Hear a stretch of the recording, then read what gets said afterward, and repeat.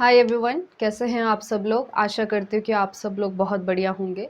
Last time हमने complete किया सिलो का फर्स्ट थ्योरम और आज हम कंप्लीट करने वाले हैं सिलो का सेकंड थ्योरम। अब जो सिलो का सेकंड थ्योरम का प्रूफ है वो बहुत ही छोटा है, आसान है, लेकिन उसको समझने के लिए सबसे पहले आपको एक नया कॉन्सेप्ट, छोटी सी डेफिनेशन है वो समझना होगा, and that is double coset. अब कोसेट तो आप जानते ही हैं, वैसा ही डबल कोसेट है। तो एक कोसेट बनाने के लिए एक सब ग्रुप की ज़रूरत पड़ती है, डबल कोसेट बनाने के लिए दो सब ग्रुप की ज़रूरत पड़ेगी। सो मान लेते हैं एच और के क्या है, दो सब ग्रुप हैं जी के, और मान लीजिए ए और बी कोई दो एलिमेंट है जी के। ठीक है, तो हम चाहते हैं कि ये जो है एक रिलेशन हम डिफाइन करेंगे कि ये जो ए है ये इस बी से कैसे रिलेटेड होगा। ठीक है, so define a relation, this relation on G as कि A is related to B if and only if there exist h in capital H, small k in capital K, such that a is equal to HBK। क्या कह रहा है ये कि ये जो a है ये इस b के साथ तभी रिलेटेड होगा अगर मैं इस a को लिख सकूं h is equal to H B K, यानी कि h operated with b operated with k। ठीक है, जहाँ पे h और k क्या होंगे, इस सब ग्रुप h और k के एलिमेंट होंगे। अब ऐसे ही आपने जो है कॉन्जुगेट में भी देखा होगा, है ना, कॉन्जुगेट एलिमेंट, क्योंकि कॉन्जुगेट का भी हमने क्या पढ़ा है, कॉन्सेप्ट पढ़ा है कि मान लीजिए a जो है वो b के साथ कॉन्जुगेट है, तो हमने उसमें ऐसा रिलेशन निकाला था कि a is equal to X B X inverse, ऐसा भी है ना, इसका भी यूज़ होगा। लेकिन फिलहाल हमने ये रिलेशन निकाला है कि अगर ए बी के साथ रिलेटेड है तो किसके रूप में होगा, A is equal to H B K. ठीक है, so here this relation is an equivalence relation. Equivalence relation यानी क्या कि ये रिफ्लेक्सिविटी, सिमेट्री, ट्रांजिटिविटी, ये तीनों प्रॉपर्टी को होल्ड करेगा और ये दिखाना आसान है। सो अब कोई भी इक्विवेलेंस रिलेशन किसी सेट में डिफाइंड होता है तो क्या होता है, इक्विवेलेंस क्लासेस बनते हैं। ठीक है, और जिसकी मदद से वो जो सेट है वो डिसजॉइंट इक्विवेलेंट क्लासेस में टूट जाता है, यानी कि उन सब का यूनियन करेंगे तो पूरा सेट देता है। ठीक है, so it divides G into disjoint union of equivalent classes. Okay, so अगर मैं क्लास ऑफ ए की बात करूं, यानी कि इक्विवेलेंस क्लास ऑफ ए की बात करूं, तो इसके अंदर कैसे एलिमेंट आएंगे, सारे वो एलिमेंट आएंगे जी के जो ए के साथ रिलेटेड है। सो x belongs to G such that x is related to A. By definition x is related to A का मतलब क्या हुआ कि यानी कि यहाँ पे जो ऐसे x आएंगे जो किस रूप में होंगे, एच ए के रूप में होंगे।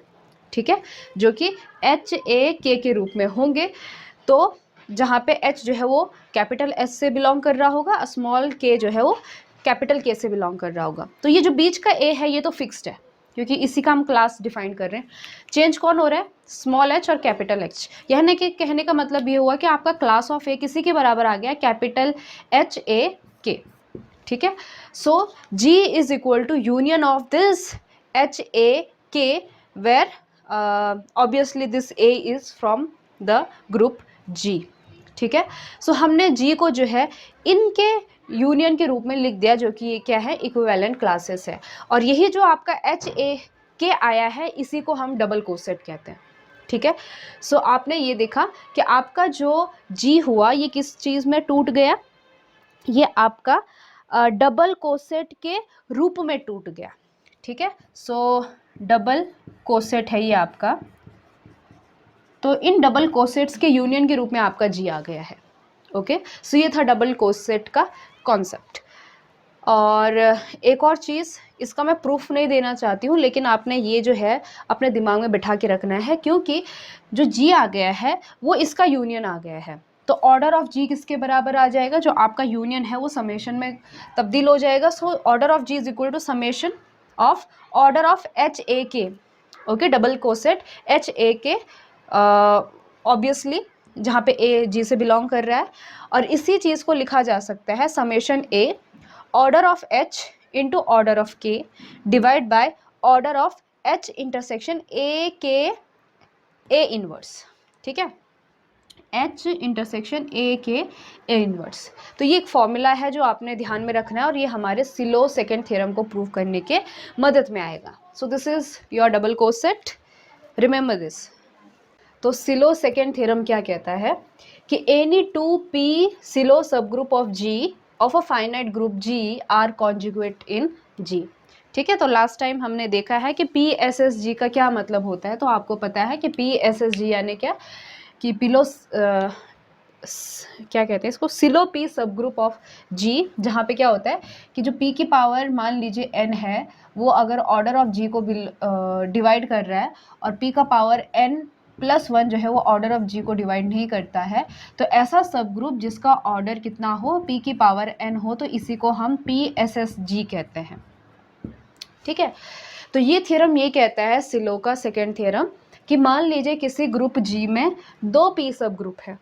ठीक है, 2 PSSG हैं, एक मान लीजिए आपका H है और दूसरा मान लीजिए आपका, जैसे हमने यहाँ पे क्या लिया है, चलो P और Q ले लिया, तो एक मान लीजिए P है और दूसरा क्या है, Q है। तो ये दोनों आपस में कैसे होंगे, कॉन्जुगेट होंगे। ठीक है, सो आपको ये चीज़ पता होनी चाहिए कि दो सब ग्रुप का आपस में कॉन्जुगेट होने का क्या मतलब है कि मैं इस P को लिख सकूँ सम G into Q G inverse. जैसे एलिमेंट्स का होता था ना कि A जो है वो B के साथ कॉन्जुगेट है, तो इसका मतलब ये है कि मैं इस A को लिख सकती हूँ XB X inverse for any X belongings to G। तो उस केस में A जो है वो B का कॉन्जुगेट होता था या फिर B जो है वो A का कॉन्जुगेट होता था। वैसे ही ये थ्योरम कहता है कि ये P और Q आपस में क्या होंगे, कॉन्जुगेट होंगे, यानी कि मैं इस P को लिख सकूँगी P is equal to G into नहीं बोलेंगे, G इनवर्स। ठीक है, where this G belongs to capital G। तो ये था आपका मोटा मोटा कि ये थ्योरम का स्टेटमेंट कहना क्या चाह रहा है। ठीक है, तो अब मैं जो है थोड़े से इसके प्रूफ की तरफ चलूँगी।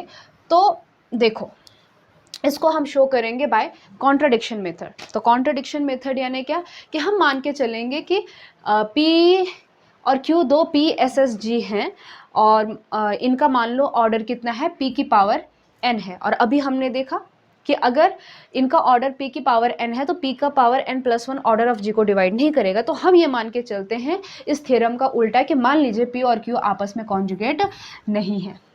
ठीक है, so that is P cannot be return as G into Q G inverse for any G belongings to capital G।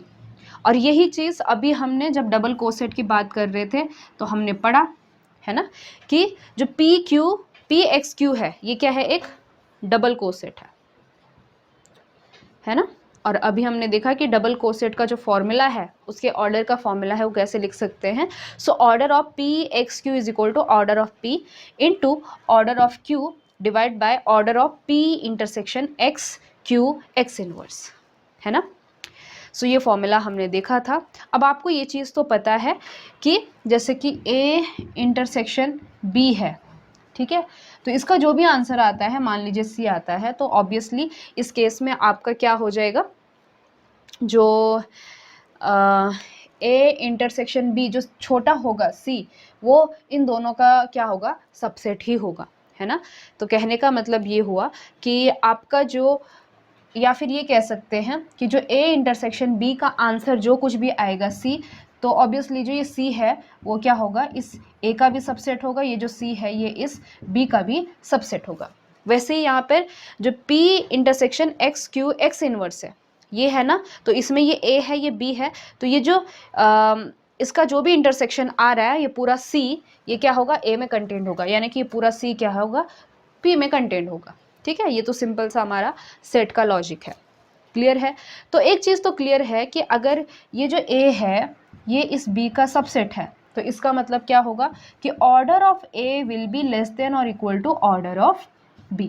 तो यही चीज़ है कि इसका जो ऑर्डर होगा ये इस P के ऑर्डर से लेस होगा। अब P का ऑर्डर कितना है, P की पावर n है, तो मान लेते हैं इसका ऑर्डर कितना आता है, P का power m, where m is less than और इक्वल टू n। ठीक है, तो यही चीज़ कहता है कि अगर A is content in B, सो उस केस में हमारा उसका जो ए का ऑर्डर होगा वो बी के ऑर्डर से छोटा होगा, इसीलिए हमने क्या माना है कि order of P intersection X Q X inverse is equal to P के power M, where M is less than और इक्वल टू दिस एन। अब हम इसी चीज़ के दो केस लेके चलेंगे। यहाँ पे क्या है, m लेस देन और इक्वल टू n है। तो सबसे पहले हम ये चेक करेंगे कि जब आपका m जो है वो n के बराबर होता है तो उस केस में क्या हो जाएगा। जब आपका m जो है n के बराबर हो जाएगा तो ये जो p intersection x q x inverse है इसका ऑर्डर भी कितना हो जाएगा, p की पावर n के बराबर हो जाएगा, है ना। सो उस केस में आपके जो दोनों सेट होंगे वो कैसे हो जाएंगे, बराबर हो जाएंगे, ठीक है ना। So P intersection X Q X inverse is equal to P।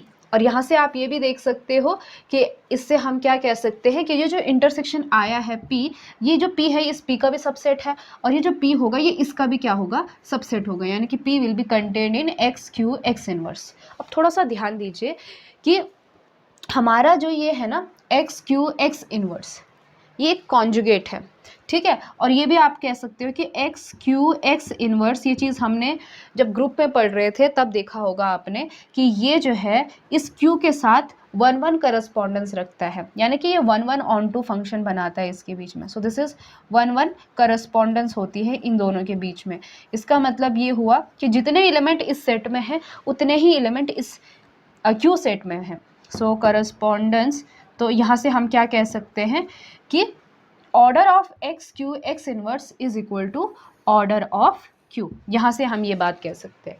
लेकिन order of Q is equal to order of P, तो कहने का मतलब ये हुआ कि order of X Q X inverse is equal to order of Q which is equal to order of P.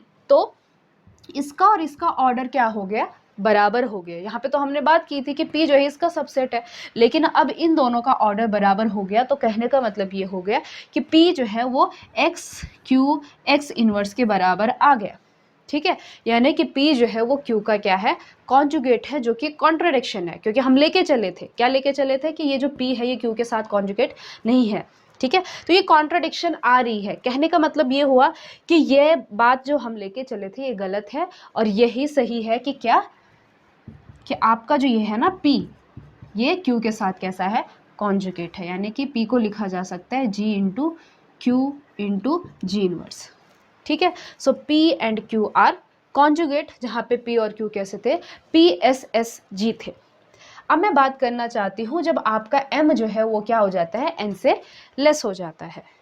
और last case है आपका केस सेकेंड, कि जब आपका M जो है वो लेस देन क्या है, N है, तो उस केस में क्या हो जाएगा, ऑब्वियसली उस केस में आपका जो order of P intersection X Q X inverse है वो क्या हो जाएगा, P का पावर M हो जाएगा और M यहाँ पे क्या होगा, N से छोटा होगा। अब M जो है वो N से छोटा है और M कैसे होते हैं, इंटीजर्स होते हैं, है ना।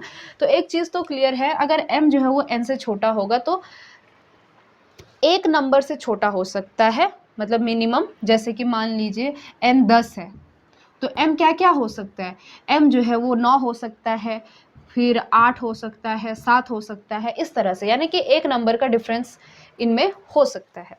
क्लियर है। तो order of P X Q इस फॉर्मूले से क्या देखेंगे हम कि order of P into order of Q divide by order of P intersection X Q X inverse which is equal to, अब इसका ऑर्डर पी की पावर n था, इसका भी ऑर्डर पी की पावर n था, तो दोनों का ऑर्डर कितना हो गया, पी की पावर 2n हो गया और इसका ऑर्डर पी की पावर m है। तो ओवरऑल आपका जो इसका ऑर्डर है वो पी की पावर 2n माइनस m हो गया। अब थोड़ा सा हम यहाँ पे रीअरेंजमेंट करेंगे कि इसी 2n माइनस m को कैसा लिखा जा सकता है, n+1 और n minus m minus m minus 1, ठीक है ना। सो n प्लस n 2n आ जाएगा, माइनस m आ जाएगा, प्लस माइनस 1 कैंसिल हो जाएगा। क्लियर है ये बात। अब थोड़ा सा देखिए कि ये चीज़ पॉसिबल है कि नहीं है। तो ये देखो n माइनस m माइनस 1 यानी कि n माइनस m प्लस 1, ठीक है। तो क्या ये हमेशा पॉजिटिव आएगा, है ना। देखो m प्लस 1, मान लो जैसे m 9 है तो प्लस 1 कितना आ जाएगा, 10 आ जाएगा, इससे आगे एक्सीड नहीं होगा। तो उस केस में अगर m मान लो 9 है और n 10 है तो उस केस में इसका आंसर कितना आ जाएगा, 0 आ जाएगा, ठीक है। अगर m 8 है तो m प्लस 1 कितना आ जाएगा, 9 आ जाएगा, और 10 माइनस 9 कितना होगा, 1 होगा। मेरा कहने का ये मतलब है कि ये हमेशा क्या है, ग्रेटर देन और इक्वल टू 0 है। ऐसा नहीं होगा कि कभी ये निगेटिव में जाएगा, ठीक है, तो ये चीज़ डिफाइंड है, मैं ये कहना चाह रही हूँ। सो हमें ये भी पता है कि जो अभी हमने देखा जो जी को है उसको हम इन डबल कोसेट्स के यूनियन के रूप में लिख सकते हैं, है ना। So order of G is equal to, तो इनका ऑर्डर कैसा होगा, समेशन हो जाएगा, बीच में वहाँ पे ए था, यहाँ पे एक्स है, तो summation x order of P X Q, ये जो डबल कोसेट है। लेकिन अभी हमने क्या देखा कि जो order of P X Q है वो किसके मल्टीपल है, दिस इज सम नंबर, उससे मल्टीप्लाई कौन है, पी की पावर n प्लस 1 है ना। So this is multiple of p की पावर n प्लस 1। सो इसका मतलब ये है कि आपका जो p की पावर n प्लस 1 है ये इसके ऑर्डर को डिवाइड कर रहा है ना, p की power n plus 1 divides the order of this summation O P X Q. लेकिन ये किसके बराबर है, ऑर्डर ऑफ जी के बराबर है। सो p की पावर n प्लस 1 जो है वो ऑर्डर ऑफ जी को डिवाइड कर रहा है, जो कि कॉन्ट्राडिक्शन है, बिकॉज हम क्या लेके चले थे कि हमारे जो p और q हैं वो कैसे हैं, वो पी एस एस जी हैं, यानी कि P slow subgroup of जी हैं। तो उस केस में इन p और q का ऑर्डर कितना था, p की पावर n था, तो p का पावर n प्लस 1 जो है वो कभी भी ऑर्डर ऑफ g को डिवाइड नहीं करेगा, ये डेफिनेशन कहती है। तो इसलिए कॉन्ट्रडिक्शन आ गई, है ना। सो हम क्या कह रहे थे, हम ये कह रहे थे ये सब तभी इसीलिए आ रहा था क्योंकि हम शुरुआत में क्या लेके चले थे, हम शुरुआत में लेके चले थे कि आपका जो p है वो जी क्यू जी इनवर्स के बराबर नहीं है, ये लेके चल रहे थे, इसीलिए ये कॉन्ट्रडिक्शन आई, है ना। So this is contradiction. इसका मतलब ये है कि जो ये हम लेके चले थे ये क्या है, ये गलत है, और सही क्या है, p is equal to G Q G inverse, यानी कि दोनों केस में, इन बोथ द केसेस आप ये कह सकते हो क्या कि आपका जो p और q दो PSSG हैं, PSSG हैं, ये दोनों कैसे हैं, दे आर कॉन्जुगेट। ठीक है, तो ये था थ्योरम का proof of Sylow second theorem. लेकिन इन थ्योरम्स को हम और अच्छे से तब जान पाएंगे जब हम इससे रिलेटेड क्वेश्चंस करेंगे और लेमा करेंगे, है ना। तो आज के लिए बस ये थ्योरम यहीं पे हम कंप्लीट करते हैं, बस इससे इसका जो प्रूफ था वही मुझे इस थ्योरम में देना था। So see you in the next video lecture, देखते हैं नेक्स्ट लेक्चर में क्या बनता है।